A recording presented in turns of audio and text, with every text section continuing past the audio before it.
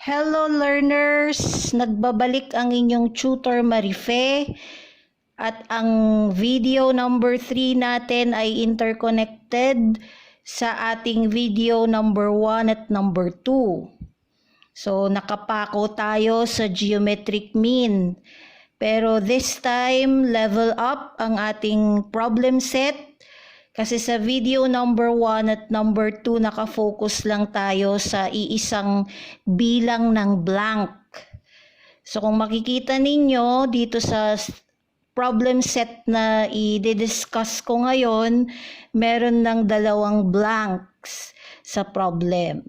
So dalawang geometric means na ang nire-require. So gaya ng sinabi ko sa video number 2, hindi mo pwedeng gamitan ng shortcut formula na b equals positive negative square root of AC ang problem type na merong more than one required geometric means. So babalikan natin ang method number 1 na diniscuss ko sa first video. Okay, so simulan natin ang pagsosolve. So sa number 9, given ang first term, it's equal to 3.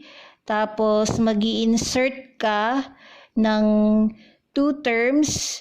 This is the missing second term and this is the missing third term. Tapos given ang fourth term. So mag-label tayo. Your A sub 1 is 3. The first blank is your A sub 2. Tapos yung susunod na blank is your A sub 3. 648 is your A sub 4. So, refresh natin ang method number 1 na tinuro ko sa first video ay based on the general formula for the term of any term of a geometric sequence. So, let's review. It's A sub n equals A sub 1 r raised to n minus 1. This is the general formula.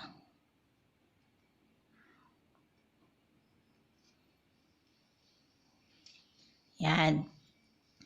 Okay, so step 1 natin is to find R.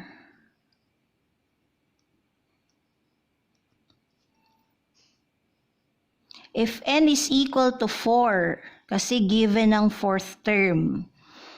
So, yung subscript, this is the n, is 4. If n is equal to 4, the formula becomes A sub 4 equals A sub 1 r raised to 4 minus 1. And it's equal to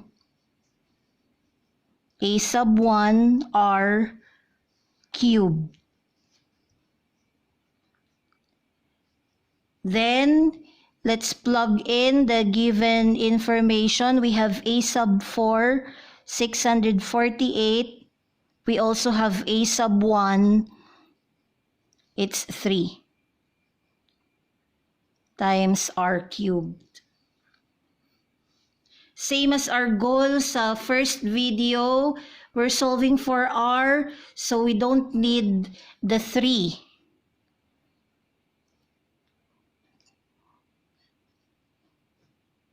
Maka-cancel out ang 3 if we divide both sides by 3.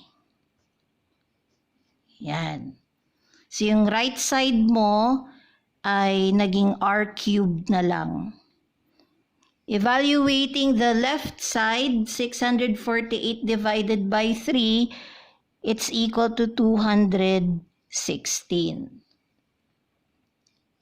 So to solve for r, since ang exponent ng r dito ay 3, ang i-extract natin this time ay cube root. Yan.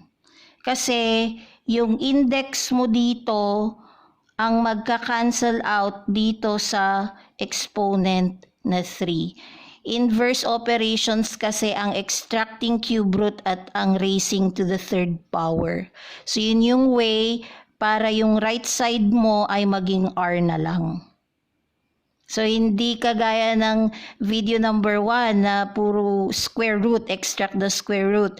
This time, extract the cube root. And this time, since ang power mo dito ay odd at ang index mo ay odd, actually when you're extracting a root tapos yung index mo ay odd, ang root mo ay isa lang. Sa video number 1 kasi, ang root mo ay dalawa, positive and negative, dahil ang index mo ay even number. So iba naman kapag ang index mo ay odd number, isa lang yung lalabas na root. At yung lalabas na root ay same sign as the radicand. Yan, extract the cube root of both sides. If your radicand ang tawag mo dito sa nasa ilalim ng cube root, which is 216, if it's positive, your root is also positive. Ano ba ang cube root of 216? It's 6. Kasi ang tatlong 6, 6 times 6 times 6, 6 na dalawa, that's 36. Multiply mo by 6 ulit, that's equal to 216. So 216 is actually 6 cubed.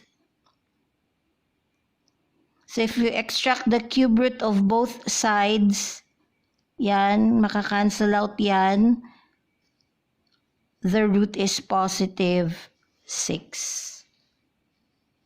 So r equals 6.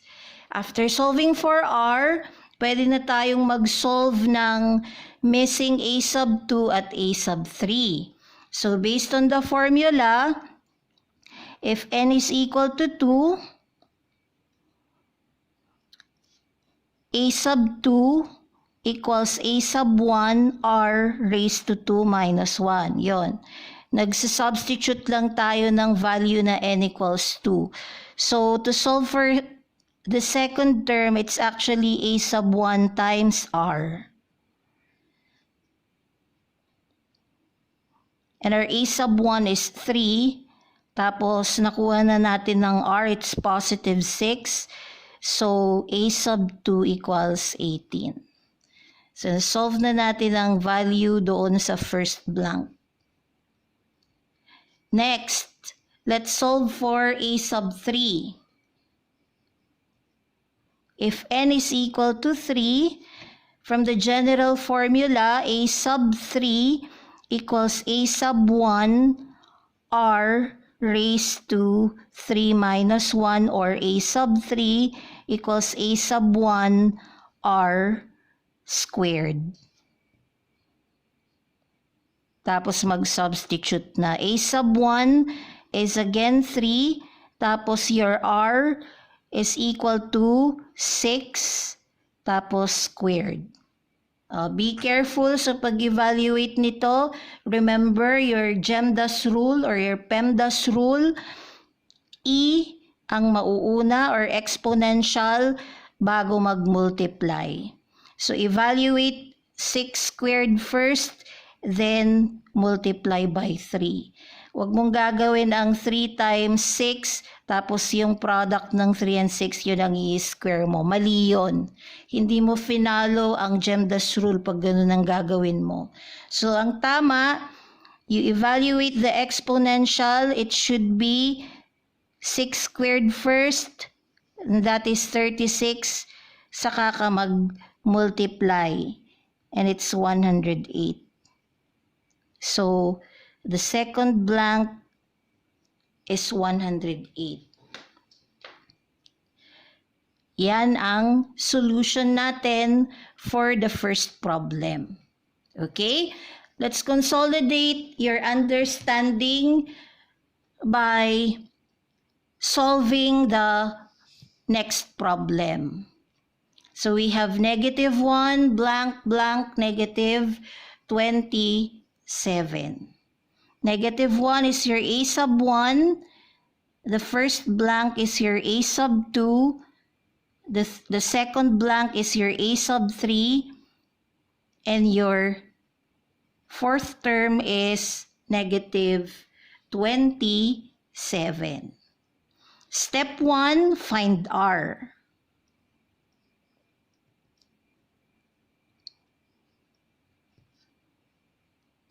Nakuha na natin from the first problem na ang a sub 4 ay equal sa a sub 1 r cubed. Ito ang pansinin ninyo, kung ang subscript dito ay 4, yung exponent ng r mo, bawasan mo ng isa, yung subscript dito yun yung exponent ng r. So kung 4 yan, 3 ito. Ganun lang yon. Tignan nyo dito. When solving for a sub 2, ang subscript ng a mo ay 2. Bawasan mo ng isa yan, yun ang exponent ng r. It's invisible, 1 yan. Oh. When you're solving for a sub 3, your n is 3, bawasan mo ng isa, 2. Yun ang naging exponent ng r. So may pattern siya. Okay, let's go back to the second problem. So your a sub 4 is given, it's -27 equals your a sub 1 is also given -1 times r cubed. We don't need the -1, so we divide both sides by -1. So isolated ang r cubed. And this is +27. Negative divided by negative is positive. Okay? So to solve for r, since ang exponent ay 3, we extract the cube root of both sides. Yan. So ito, ika-cancel out niya to. Kaya naging r na lang yung right side. And cube root of 27 is 3 because 3 times 3 times 3 equals 27, or that is 3 cubed equals 27. Yan. After solving for r, we're now ready to find a sub 2 and a sub 3. So your a sub 2 equals a sub 1, r, bawasan mo ng isa yan, raised to 1. Let's substitute. Our a sub 1 is -1 times r is 3. Therefore, our missing second term is -1 times 3 or -3.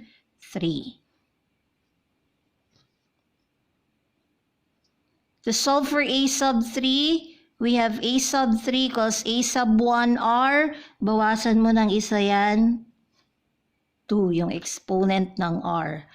Then substitute, a sub 1 is -1, r is 3 squared. Again, following the Gemdas rule, evaluate first the exponential part. 3 squared is 9. Then multiply by -1, it's equal to -9. Yan.